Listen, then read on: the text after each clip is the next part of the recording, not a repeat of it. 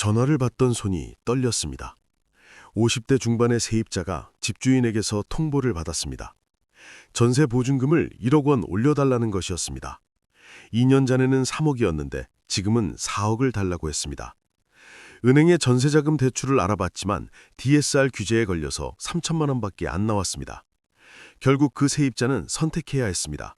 월세로 전원하거나 더 열악한 곳으로 이사가거나 아니면 빚을 내서라도 집을 사거나. 이것이 지금 대한민국 무주택자들이 마주한 현실입니다. 전문가들은 경고합니다. 2026년 최악의 전월세 지옥이 온다고 말입니다. 이것은 과장이 아닙니다. 주택산업연구원이 발표한 전망을 보면 충격적입니다. 내년 서울 전세가가 4.7% 오릅니다. 수도권은 3.8%입니다. 문제는 이것이 평균이라는 것입니다. 어떤 지역은 10% 이상 오를 수 있습니다. 지금부터 무주택자가 살아남는 구체적인 방법을 말씀드리겠습니다. 먼저 왜 이런 전화를 받던 손이 떨렸습니다. 50대 중반의 세입자가 집주인에게서 통보를 받았습니다. 전세 보증금을 1억 원 올려달라는 것이었습니다. 2년 전에는 3억이었는데 지금은 4억을 달라고 했습니다. 은행에 전세자금 대출을 알아봤지만 DSR 규제에 걸려서 3천만 원밖에 안 나왔습니다. 결국 그 세입자는 선택해야 했습니다. 월세로 전원하거나 더 열악한 곳으로 이사가거나 아니면 빚을 내서라도 집을 사거나. 이것이 지금 대한민국 무주택자들이 마주한 현실입니다. 전문가들은 경고합니다. 2026년 최악의 전월세 지옥이 온다고 말입니다. 이것은 과장이 아닙니다. 주택산업연구원이 발표한 전망을 보면 충격적입니다. 내년 서울 전세가가 4.7% 오릅니다. 수도권은 3.8%입니다. 문제는 이것이 평균이라는 것입니다. 어떤 지역은 10% 이상 오를 수 있습니다. 지금부터 무주택자가 살아남는 구체적인 방법을 말씀드리겠습니다.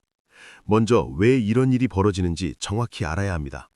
첫 번째 이유는 공급 절벽입니다. 내년 수도권 아파트 입주 물량이 8만 1,000가구입니다. 올해보다 27%나 줄어든 것입니다. 입주하는 집이 없으니 전세로 나올 집도 없습니다. 두 번째 이유는 토지 거래 허가구역입니다. 서울 전역과 경기 12곳이 묵혔습니다. 집을 사면 2년 동안 직접 살아야 합니다. 전세를 놓을 수 없습니다. 결국 전세 매물이 더 줄어드는 것입니다. 세 번째 이유는 주택임대차 입법입니다. 계약갱신 청구권으로 기존 세입자가 최대 4년까지 거주할 수 있습니다. 새로 전세를 구하려는 사람에게는 물량이 돌아오지 않습니다. 네 번째 이유는 임대사업자 이탈입니다. 세금과 규제가 강화되면서 집주인들이 임대를 포기하고 있습니다. 차라리 월세로 전환하거나 아예 집을 파는 것입니다. 며칠 전 강북에 사는 한 50대 부부를 만났습니다. 20년 넘게 전세로만 살아왔습니다. 계약 만료가 다가오자 집주인이 통보했습니다. 전세는 더 이상 안 받겠다고 월세로만 가능하다고 말했습니다. 보증금 2억에 월세 100만 원이었습니다. 부부는 당황했습니다. 매달 100만 원씩 월세를 내면 1년에 1,200만 원입니다. 10년이면 1억 2천만 원입니다. 그 돈이면 집을 살 수 있는데 월세로 날려야 한다는 것이 억울했습니다. 고민 끝에 대출을 받아 집을 사기로 결정했습니다. 이런 사례가 폭발적으로 늘고 있습니다. 전세난이 무주택자를 매수 시장으로 밀어내고 있습니다. 하지만 모든 사람이 집을 살 수 있는 것은 아닙니다. 대출 규제가 심해서 돈이 안 나오는 사람이 많습니다. 그런 사람들은 어떻게 해야 할까요? 첫 번째 전략은 계약갱신 청구권을 적극 활용하는 것입니다. 2년 계약 후 한 번 더 갱신할 수 있습니다. 총 4년을 살 수 있습니다. 집주인이 거절할 수 없습니다. 만약 지금 전세 계약이 남아있다면 갱신권을 반드시 사용하십시오. 단 보증금 인상은 있을 수 있습니다. 하지만 상한이 있습니다. 전년도 인상률의 5% 이내입니다. 지금 보증금이 3억이라면 최대 1,500만 원까지만 올릴 수 있습니다. 집주인이 그 이상 요구하면 거절할 수 있습니다. 두 번째 전략은 반전세를 노리는 것입니다. 보증금을 전세에 가깝게 내고 월세를 적게 내는 방식입니다. 예를 들어 전세가 4억인 집을 보증금 3억 5천에 월세 30만 원으로 계약하는 것입니다. 전문가들이 예측하기를 내년에는 반전세 매물이 늘어날 것이라고 합니다. 집주인들이 전세 보증금 돌려주기가 부담스러워서 반전세로 전환한다는 것입니다. 월세보다는 부담이 적으니 찾아볼 만합니다. 세 번째 전략은 지역을 넓히는 것입니다. 서울에 고집하지 마십시오. 경기도로 누를 돌리십시오. 특히 교통이 좋은 곳을 찾으십시오. 지하철이나 광역버스가 있는 곳이면 서울 출퇴근이 가능합니다. 평택, 동탄, 광교, 판교, 인천 계양 같은 곳은 전세가 상대적으로 안정적입니다. 서울보다 1억에서 2억 정도 저렴합니다. 같은 돈으로 더 넓고 좋은 집에 살 수 있습니다. 며칠 전 60대 초반의 한 분을 만났습니다. 평생 서울에서만 사셨습니다. 하지만 전세가 너무 올라서 경기도로 이사하셨습니다. 처음에는 불편할 거라고 생각했는데 막상 와보니 괜찮다고 하셨습니다. 서울보다 조용하고 공기도 좋고 집도 넓어서 만족한다고 했습니다. 네 번째 전략은 정부 지원을 받는 것입니다. 내년부터 청년 월세 지원이 상시 사업으로 전환됩니다. 만 19세에서 34세 무주택 청년에게 월 20만 원씩 최대 24개월 지원합니다. 자녀가 있다면 반드시 신청하게 하십시오. 월세 세액 공제도 확대됩니다. 무주택 근로자라면 연말정산 때 공제받을 수 있습니다. 주말 부부처럼 각각 무주택자라면 둘 다 공제 가능합니다. 최대 연 750만 원까지 공제받을 수 있습니다. 공공임대주택도 늘어납니다. 내년 15만 2천 호가 공급됩니다.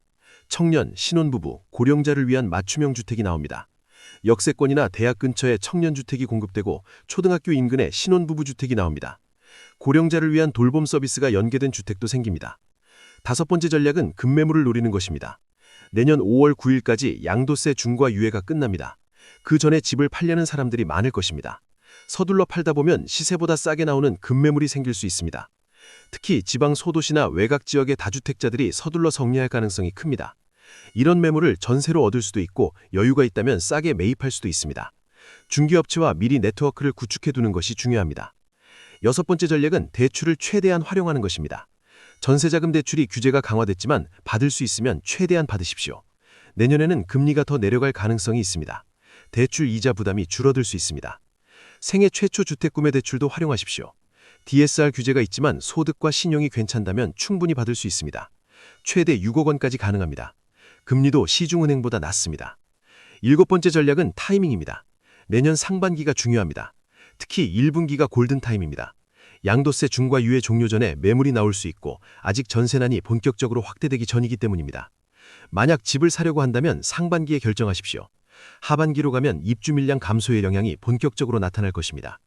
전세를 구하려고 해도 상반기가 유리합니다. 계약 만료 물량이 시장에 나오는 시기이기 때문입니다. 여덟 번째 전략은 협상입니다. 집주인과 적극적으로 협상하십시오. 보증금 인상을 요구받았다면 무조건 받아들이지 마십시오. 시세를 확인하고 합리적인 범위 내에서 협상하십시오. 만약 월세 전환을 요구받았다면 조건을 따져보십시오. 보증금과 월세의 비율이 적정한지 다른 매물과 비교했을 때 합리적인지 계산하십시오. 불합리하다면 다른 곳을 알아보는 것도 방법입니다. 아홉 번째 전략은 공유주택이나 쉐어하우스를 고려하는 것입니다. 특히 1인 가구나 2인 가구라면 선택지가 될 수 있습니다. 비용도 절약되고 최근에는 시설도 좋아졌습니다. 정부에서도 공유주택을 확대하고 있습니다. 청년과 고령자가 함께 사는 세대 통합형 주택도 나옵니다. 서로 도우며 살 수 있고 임대료도 저렴합니다. 편견을 버리고 열린 마음으로 알아보십시오. 열 번째 전략은 장기적 계획입니다. 당장 급하다고 무리하게 결정하지 마십시오. 내년 한 해만 버티면 되는 것이 아닙니다. 앞으로 3년에서 5년을 내다봐야 합니다. 입주 물량 감소는 내년뿐 아니라 2027년, 2028년에도 계속됩니다. 전세난은 구조적 문제입니다. 단기적 대응이 아니라 장기적 전략이 필요합니다. 가장 중요한 것은 현실을 직시하는 것입니다. 과거처럼 전세가 풍부하고 저렴하던 시대는 끝났습니다. 새로운 환경에 적응해야 합니다. 서울 중심지에서 살겠다는 고집을 버려야 할 수도 있습니다. 전세에서 월세로 전환을 받아들여야 할 수도 있습니다. 하지만 포기하지는 마십시오. 방법은 있습니다. 계약갱신 청구권을 활용하고 반전세를 찾고 지역을 넓히고 정부 지원을 받고 급매물을 노리고 대출을 활용하고 타이밍을 잡고 협상하고 공유주택을 고려하고 장기 계획을 세우십시오.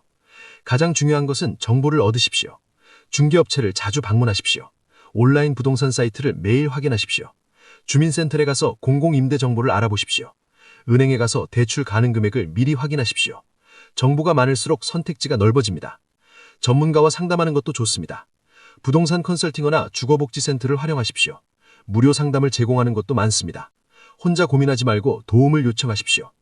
이웃과 정보를 공유하십시오. 같은 처지의 세입자들끼리 모여서 이야기를 나누십시오. 어떤 지역이 괜찮은지, 어떤 집주인이 협상이 가능한지, 어떤 지원 제도가 있는지 서로 알려주십시오. 함께하면 더 강해집니다. 마지막으로 건강과 마음을 챙기십시오. 전월세 문제로 스트레스가 심할 것입니다. 잠을 못 이루고 식욕이 없고 우울할 수 있습니다. 하지만 건강을 잃으면 더 큰 문제가 생깁니다. 규칙적으로 운동하고 잘 먹고 충분히 쉬십시오. 2026년은 분명 어려운 해입니다. 하지만 준비된 사람은 살아남습니다. 10가지 전략을 기억하십시오. 계약갱신 청구권, 반전세, 지역 확대, 정부 지원, 급매물, 대출 활용, 타이밍, 협상, 공유주택, 장기 계획입니다. 가장 중요한 것은 희망을 잃지 않는 것입니다. 지금은 힘들지만 영원히 이렇지는 않을 것입니다. 정부도 문제를 인식하고 공공임대를 늘리고 있습니다. 시장도 언젠가는 안정될 것입니다. 그때까지 현명하게 버티는 것이 우리가 할 일입니다. 여러분은 혼자가 아닙니다. 수백만 명의 무주택자가 같은 고민을 하고 있습니다. 함께 지혜를 모으고 정보를 공유하면 반드시 길이 보일 것입니다. 오늘 이 영상이 여러분의 생존에 조금이나마 도움이 되었기를 바랍니다. 구독과 좋아요 부탁드립니다. 여러분의 안정적인 주거를 진심으로 응원합니다. 감사합니다.